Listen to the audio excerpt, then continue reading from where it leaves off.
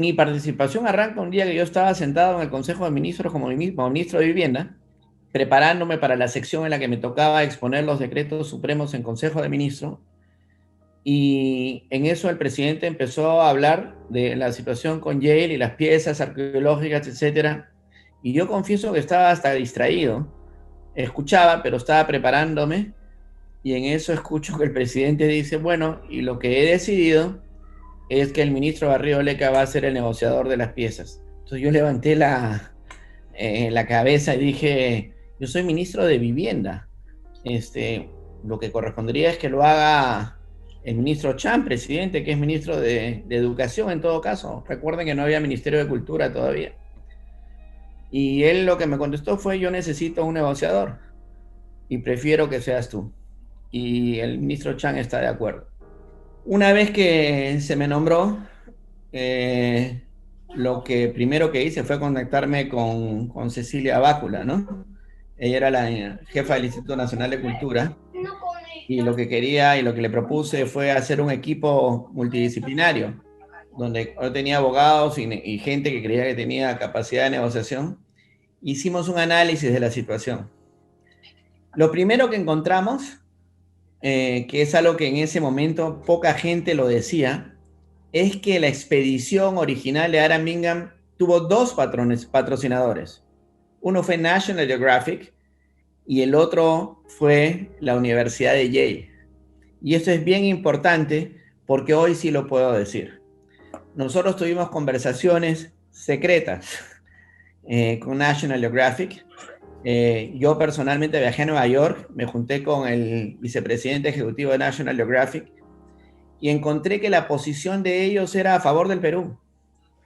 Y uno de los elementos que teníamos en la negociación era que eventualmente íbamos a demandar a ambos y National Geographic se iba a allanar en el juicio. Iba a decir, después de ser demandado, y eso estaba conversado, ellos decían, yo me allano, yo estoy de acuerdo en devolver. Ante eso, la posición de Perú mejoraba muchísimo. Ese fue un primer elemento de la negociación. El otro elemento importante es que nadie sabía que tenía Yale. Y ese era uno de los temas fundamentales. Nadie sabía que había, hablaban de 50.000 piezas, etcétera, pero todo el mundo especulaba, porque nadie sabía qué se habían llevado. Todo eso era fantasía. Y una de las cosas que nos propusimos con Cecilia fue asegurarnos de tener acceso a hacer un inventario. Entonces, claro, si yo le decía a Yale, quiero ver las piezas y quiero hacer un inventario, sin haberle ofrecido algo, no me iban a dejar. Entonces, hicimos este memorándum de entendimiento en septiembre del año 2006, donde se trazaron algunas grandes lineamientos, pero básicamente el objetivo era buscar hacer un inventario y tener un inventario y que Cecilia liderara un grupo de peruanos que fuera ya a hacer ese inventario. Y una vez que supiéramos qué había, podíamos ajustar un poco la negociación. Pero al comienzo la idea era ver, había otro concepto fundamental que era que Yale reconociera que la propiedad de todo eso era del Perú, lo cual sucedió en el memorándum de entendimiento, ya estaba ese reconocimiento, y se inició una discusión sobre, había las piezas con valor museográfico y las otras piezas dentro de las cuales había algunas que Yale quería, que eran fragmentos, quería quedarse para seguir estudiando. La verdad que hicimos una investigación importante en el mundo, nos apoyamos en mucha gente, conseguimos, yo tengo acá artículos de todo el mundo que hablan de la negociación de Perú, en México sobre todo, en España, y trazamos esa estrategia. Teníamos un aliado, digamos, oculto, que era National Geographic. Teníamos un objetivo claro, que a toda costa teníamos que hacer un inventario y saber qué había, y solo después de tener eso íbamos a ajustar. Nosotros comenzamos a buscar en los archivos que había hasta ese momento y efectivamente no había ninguna información. O sea, el Perú había estado reclamando en el vacío, reclamar y reclamar, pero ¿reclamar qué? O sea, ¿qué es lo que tú quieres que te devuelvan? Las piezas que se llevó Hiram Bingham, porque efectivamente hubo un préstamo por 2 años que se había extendido, pero yo tengo varias consideraciones al respecto. Primero, que el Perú había levantado una ilusión, digamos, como que si nosotros fuéramos a tener un tesoro a nivel de valor material, o sea, un tesoro que Yale retenía, por ejemplo, que pudiera ser como Tutankamón, que pudiera ser como los penachos de Montezuma, y no era así. El objetivo que nosotros descubrimos que había tenido Hiram Bingham era investigación, o sea, investigación. Por eso es que la mayoría de las más de 46.400 piezas que se inventarió, incluido restos humanos, restos óseos, algo de piedra, muy poco, la mayoría cerámica, muy poquitas cosas de metal, realmente poquitas, ninguna significativa, un gran pectoral, o sea, eran piezas de investigación. Y yo en esa oportunidad salí un poquito en defensa de Bingham, porque a él la guerra le impide dedicarse a la investigación. Y entonces la Universidad de Yale, en realidad el Museo Peabody, es el que va a, digamos, a ponerse absolutamente intransigente respecto a un concepto equivocado de propiedad.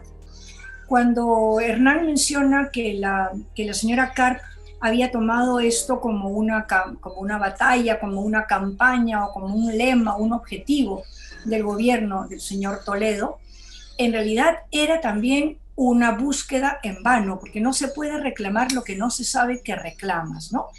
Entonces, el gran logro en lo que al Instituto Nacional de Cultura le cupo fue hacer, digamos, este inventario extraordinario, porque se tomó fotografías a las más de 46.400 piezas, viajamos 6 personas, yo fui en 2 oportunidades, ellos estuvieron permanentemente ahí y trabajamos en los sótanos del Museo Peabody en unas condiciones que de verdad nadie podía imaginar.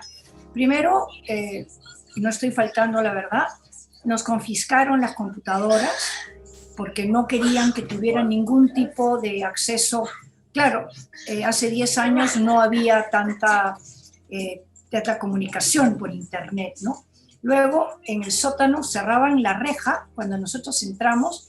Cada vez que entrábamos, era de verdad un trato terrible, pero yo era como general en combate, ¿no? Y había que arengar, digamos, a la gente para que no se dejara milanar. El trabajo lo capitaneó Blanca Alba, que es una mujer que trabajó durante mucho tiempo en el Instituto Nacional de Cultura en el área de defensa del patrimonio, y de verdad que su trabajo, su tesón, su paciencia fueron extraordinarios, ¿no?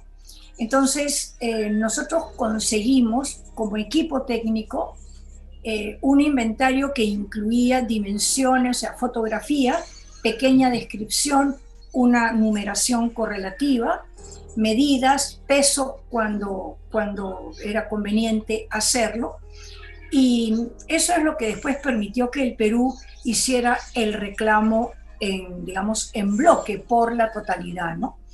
Yo creo que, y esta es mi opinión personal, si Yale hubiera tenido una propuesta de investigación real, o sea, que la hubiera desarrollado en los 90 años previos, quizás el Perú hubiera podido ser más complaciente. Pero lo único que había ahí es que se había hecho una exposición de las piezas más interesantes, pero más contundentes, que son unos aríbalos y unas tinajas, impresionantes a nivel de tamaño, sí, pero no todas las piezas eran así. Y la verdad es que hay que señalar que el Museo Peabody es un museo de historia natural, con una colección de especímenes animales impresionante. Entonces, este conjunto de piezas arqueológicas realmente no motivaron nunca su gran interés, porque no estaba dentro de lo que era el objetivo propio de su institución, ¿no? Entonces nosotros cumplimos y junto con Hernán en una reunión que hubo en la Cancillería le entregamos al país los inventarios en formato digital y por supuesto en formato escrito. Si no hubiéramos hecho eso, nuestra amenaza de un juicio era una amenaza irreal, porque como decía Cecilia, devuélveme mis piezas. El juez americano, donde fuera, hubiera dicho, bueno, ¿qué piezas? ¿Qué quieres que te devuelvan? ¿Cuántas piezas son? ¿Qué es lo que quieres que te devuelvan? Entonces nosotros estábamos en una posición muy débil si no teníamos ese inventario. Cuando firmamos el memorándum de entendimiento, se hicieron fueron entendidas como concesiones, ¿no?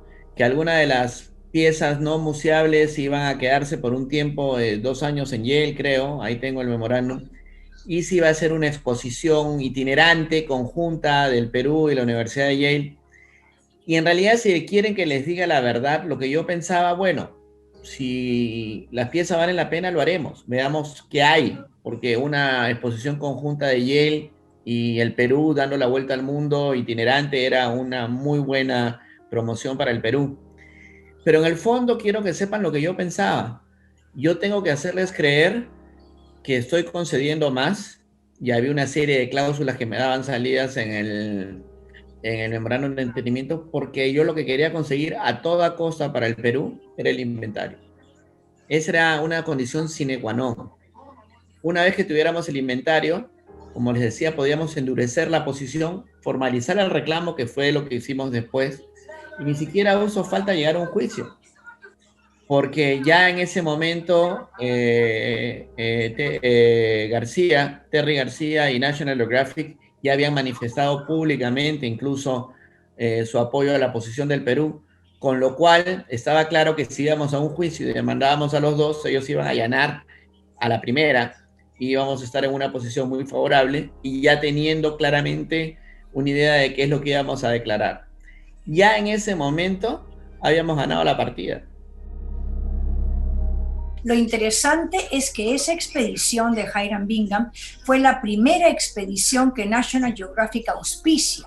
Entonces ellos se sentían parte del problema y asumieron estar del lado de los que tenían la razón, ¿no?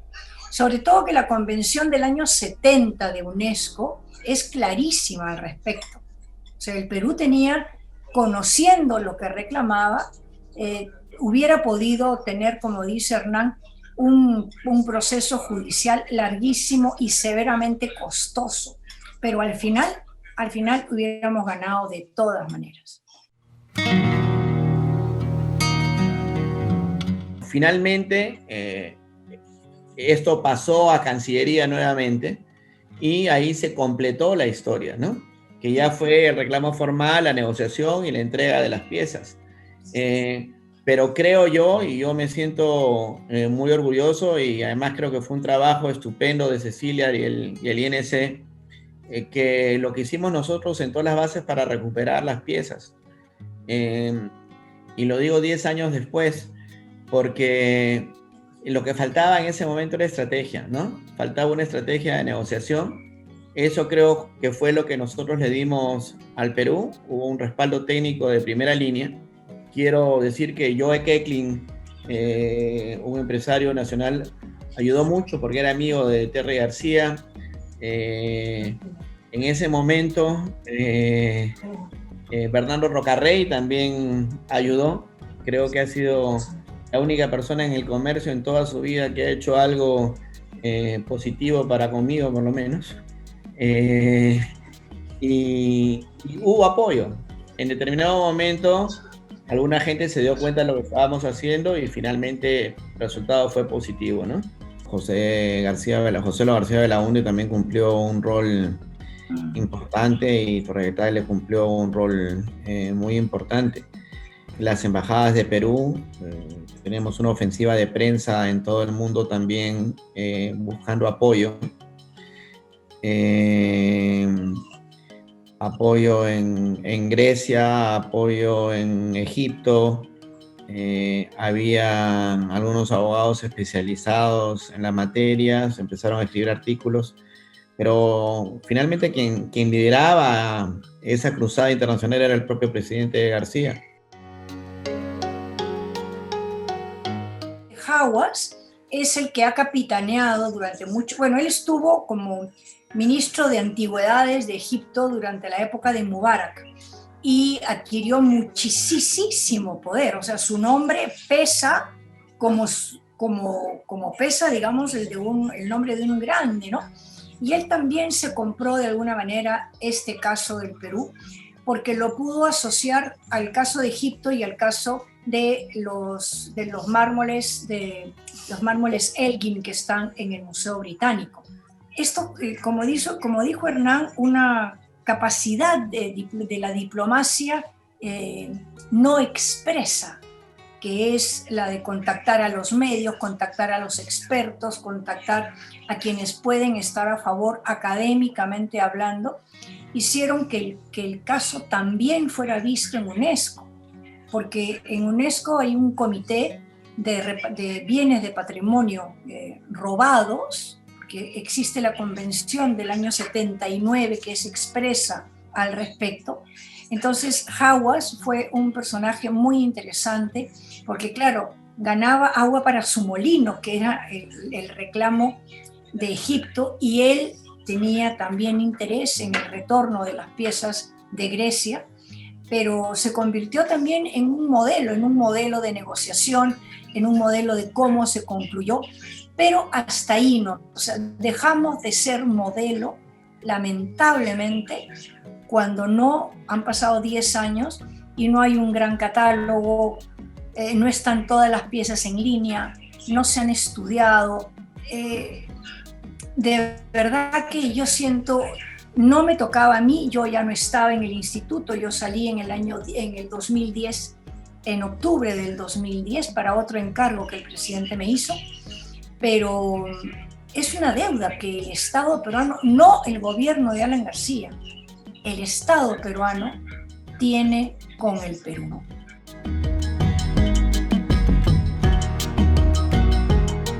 Tú eres criticado en ese momento y olvidado después cuando están los resultados, pero la satisfacción que tenemos Cecilia y yo dentro y el agradecimiento al presidente García por habernos dado esa oportunidad de servir al Perú, no nos los quita nadie. Todos los restos humanos que se repatrió, no han sido debidamente estudiados. A nosotros nos entregaban unas cajas y entonces nosotros teníamos que contar los huesos que había en esa caja. En más de una oportunidad nos encontramos, yo me convertí casi en una conocedora de anatomía, ¿no? O sea, 3 fémurs, ¿no es verdad? Una sola mano. Eso estaba como muy, no quiero decir muy, alterado estaba. Y la idea que se propuso fue que en el Cusco se hiciera un lugar de reposo permanente, o sea, en el cementerio de la Almudena, donde cuando haya posibilidad o voluntad de investigar la parte de, digamos, de análisis químico, análisis antropológico, lo que se quiera, antropología física, se pueda sacar esas cajas. Pero haberlas regresado para que estén en sus mismas cajas, en un depósito, esa es una de las frustraciones que yo tengo. Y luego, que el Perú, de alguna manera, a mi criterio, fue un error, ¿no? Mantuvo, pero es que ya era el fin del gobierno, ¿no es verdad? También era el fin del gobierno. Mantuvo un poquito, demasiado en alto la expectativa. Ya llega lo de Yale. Y nosotros hemos escuchado expresiones de que no es posible, de que no haya pectorales, máscaras, piezas de oro. Habían microscópicas. Yo recuerdo, a ver, y no me puedo olvidar que habían unos pequeños tupos, unas pequeñas, como unas lingoteras más o menos de plata, pero lo que había era excelencia en cerámica y sobre todo en fragmentos. Claro, eso te permitía a ti entender que quien había hecho la selección de las piezas para llevar no era un aventurero que quería venderlas, o sea, quería en su despacho, en su laboratorio, estudiarlas. Yo tengo la percepción que uno de los grandes intereses que tenía Bingham era la composición del material y la decoración, sobre todo en los rebordes. Es muy, muy interesante ese tipo de fragmentos que él levantó, ¿no? Y la otra frustración que tengo es que, terminado el gobierno de García, por esas pequeñeces y rencillas políticas, ¿no? Habiendo sido el segundo gobierno del presidente García de verdad extraordinario, no se continuó con la posibilidad de exhibir. Entonces, el Perú ha recuperado, pero el peruano no sabe lo que se recuperó. O sea, la nación, el Estado, tiene los documentos de recuperación, pero la población no ha podido tener acceso a esa riqueza que en el fondo habla, como lo ha dicho Hernán, de amor a la patria, de una estrategia inteligente, con calma, porque la estrategia no se hace, digamos, con exabruptos, ¿no es verdad? O sea, con paciencia de relojero. Y sí, pues, el Perú tiene todavía una deuda con los peruanos, porque lo que se exhibe en este momento en Casa Concha, en el Cusco, en la calle Santa Catalina, hay muchas piezas producto de los propios trabajos en la Casa Concha, y son muy pocas las piezas que se refieren a Yel, las que están exhibidas. ¿Por qué? Porque se mantuvo el mito y no se le sacó provecho a esta posibilidad de investigar con los ojos de Bingham, de investigar planeándose en los intereses que podía haber 110 años atrás, que para un arqueólogo en realidad siguen habiendo interrogantes muy interesantes.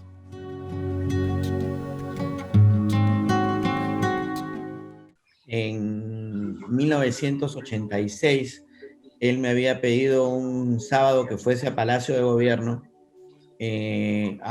para hablar con él. Yo era vicepresidente ejecutivo del Interbank y era para nombrarme negociador de la deuda externa. Cuando terminó esa conversación, que es materia quizá ya de otra charla, vi un dibujo en una pizarra de esas blancas que se ponen con plumones que no eran tan comunes en ese momento. Y voy a contar una cosa que se lo he contado a su familia. Y yo le dije, ¿qué es ese dibujo? Y me dijo, son mis pirámides. Me dijo, un presidente tiene que tener sus pirámides. Y dije, a ver, explícame. Y me empezó a explicar. Me dijo, mira, este es la avenida Javier Prado y esto de acá es la avenida Aviación. Por aquí va a venir el tren eléctrico y va a haber una estación que se llama la Estación de la Cultura. Y te vas a poder bajar y ese edificio tan feo lo vamos a hacer el Museo de Cultura, el Ministerio de Pesquería. Y acá voy a hacer el Gran Teatro Nacional. Y olvídate del Lincoln Center, esto va a ser como bajarse en Lincoln Center y la biblioteca va a estar acá. Y me describió todo lo que pasó y terminó el gobierno y no se hizo nada. Pero yo cada vez que paso por ahí me emociono, no puedo dejar de pensar en él. Porque finalmente en el segundo gobierno cumplió su sueño.